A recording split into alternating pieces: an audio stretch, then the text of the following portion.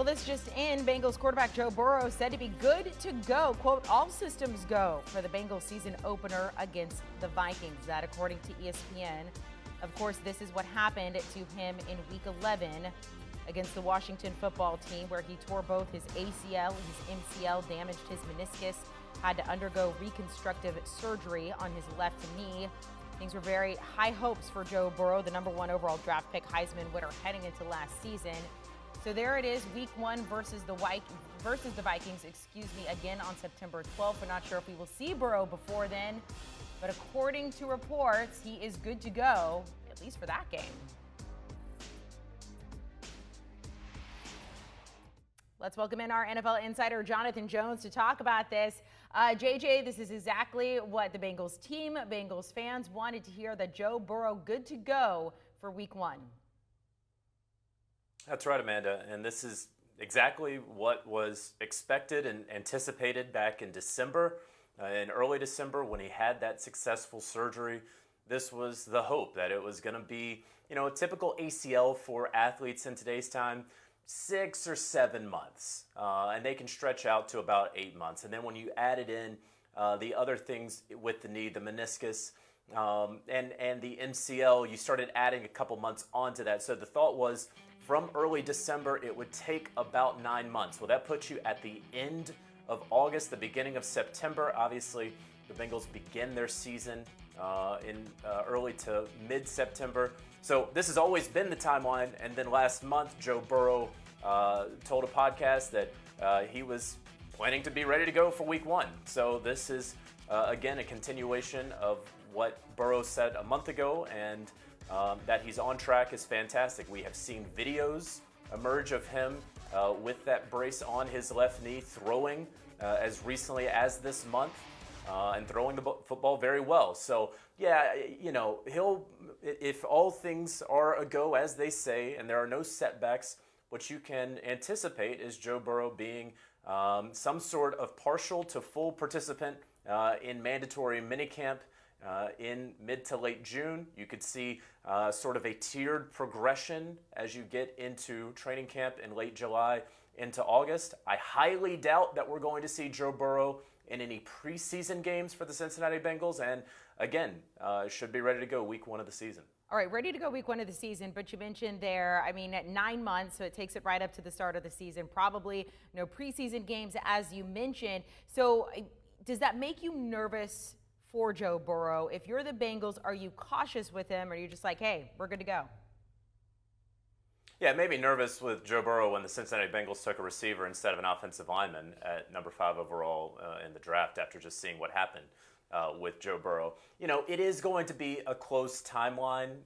There's no question about that. We've always known it was going to be close. In fact, when it happened, I said, you know what, maybe he's going to miss the first game or two of the season. You can kind of go back to Carson Wentz from a few years ago when he had that late season injury, that ACL, and then they weren't entirely sure if he was going to play or not play the first couple weeks of the season. So that was always sort of a fear that was going to be an acceptable fear for the Bengals. But again, this falls within the timeline. And then you can look and say, well, shouldn't he want some preseason games to get right? Well, you didn't have any preseason games last year, and you don't want to put him out there in harm's way unnecessarily in games that don't matter as you're trying to build something there in Cincinnati. So I'm not all that concerned by the fact that his first real live action may be Week 1. I think there's a whole lot of guys in the NFL whose first live action is going to be in Week 1. And frankly, when you have the future of your franchise coming off such an injury, really you shouldn't be throwing him out there in harm's way unnecessarily in those preseason games. Would he love a couple more reps with Jamar Chase and Boyd and Higgins and all those guys? Yes, of course. But that's what the practice, that's what the training camp is going to be for, when he's in that red jersey and no one can get anywhere close to him. And again, I'm certain that the Bengals have a plan for him that we'll see his participation go up and up as training camp goes along. JJ, you mentioned the draft there with the Bengals taking Jamar Chase when Penei Sewell was still on the board. So a weapon for Joe Burrow, but not protection for Joe Burrow. Looking at that offensive line, looking at protection for him. The Bengals made some free agency moves, but have they done enough to protect him? In my opinion, no. I don't think so. I'm a huge Jamar Chase fan and think that without question he was and is the best receiver to come out of this draft and probably the best receiver to come out of the last two drafts. We see their additions right there, and they felt okay signing Riley Reif to that one-year deal. We know that they have Jonah Williams, and they've shaken some things up along that offensive line. They made some veteran acquisitions, but I did think that they would be a much better team for Joe Burrow and for the future of that franchise to really lock down the left side of their offensive line for 15 years to come in Penei Sewell. And that's the kind of guy that I thought that Penei Sewell is and was, and that's what I will continue to believe. So, you know, yeah, they have Quentin Spain out there at guard and Xavier Suafilo. They took Jackson Carman there in the second round, so we could see him competing for one of the guard positions as well. So they did something. It wasn't like they completely ignored it. And again, it's hard when you have the best wide receiver of the last 2 years coming out in the draft and you're sitting right there. I just thought, you know, when you have Joe Burrow and that part of the offensive line hasn't been figured out ever since you let Andrew Whitworth go all those years ago, that maybe, just maybe, you would really try to make sure that you could protect Joe Burrow now and well into the future, and that would have been Penei Sewell. So, look, they're going to make some amazing highlights together, Joe Burrow and Jamar Chase, and it ultimately was not at all a bad selection, but I did and still do believe that the best way for the Cincinnati Bengals, a team that I don't really think is going to be competing for an AFC wildcard spot this year, for the best way for them to build their team, it should be with protecting Joe Burrow first and foremost. That's why I would have gone Penei Sewell, the left tackle, over Jamar Chase. All right, looking ahead to the Bengals season, you said maybe not competing for one of those wild card spots. They did struggle still with Joe Burrow, but not necessarily because of him. He had a great season. He passed for 2,688 yards, 13 touchdowns, 5 interceptions in his first 10 NFL starts. So this is kind of a two-part question here. Your expectations for Joe Burrow and then the Bengals as a whole. Well, I have very high expectations for Joe Burrow, the quarterback. You know, I think that he has some very talented wide receivers. Joe Mixon coming out of the backfield. Again, veteran moves along that offensive line, and they spent a second-round draft pick on the interior of the offensive line. So, you know, the Bengals are not a bad team.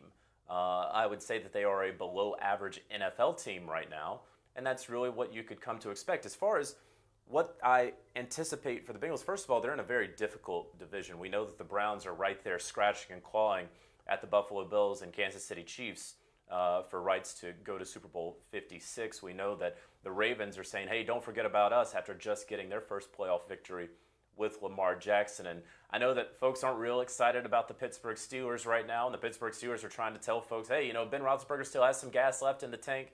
You know, we're going to see. I'm not going to count Mike Tomlin out. And so if you're just looking at this division, the Cincinnati Bengals, Zach Taylor, who has not been very successful as a head football coach and certainly not a very successful head football coach in close games and one-score games so far in his young tenure as head coach, you'd have to look at this Bengals team and say, all right, well, I'm going to say that they're going to finish fourth in the AFC North. So that's where I have them slotted right now. I don't think that that means that they're going to go 3-14. Still weird having to say that, 3-14. But look, I look at those first 4 games, and I mean, they could be 2-2 coming out of Week 4. They absolutely could. They could beat the Bears. They could beat the Jags. We're going to see about the Steelers, but I can see wins in Week 2 and Week 4 pretty easily. And so now you're sitting at 2-2. You're at 500 after the first month of the season. And then, you know, Packers, we're going to see who's going to be at quarterback there. Lions, again, that should be a win. They could be 3-3. And then we're going to see once they get into the real meat of their schedule. So I don't think that this is going to be a down year necessarily for the Cincinnati Bengals, so long as they are going to be able to be healthy and Joe Burrow returns to full health and isn't bothered by that left knee. But I just find it difficult to believe that they're going to be anywhere in the top 2 of their division. And really, I'm not sure that they're going to be able to get out of 4th place in that division this year. All right, Jonathan Jones, thank you. Again, taking a look at the odds to win the AFC North. JJ mentioned it's a long shot. It is a long shot. It is a tough division there. The Bengals in a far distant 4th at plus 2,400. But the good news, again, Joe Burrow should be ready to go for Week 1. Want a sports network that delivers everything that matters about the game? The highlights, the picks, the instant analysis. No yelling, no fake debates, no politics. Hit the subscribe button and never miss a moment.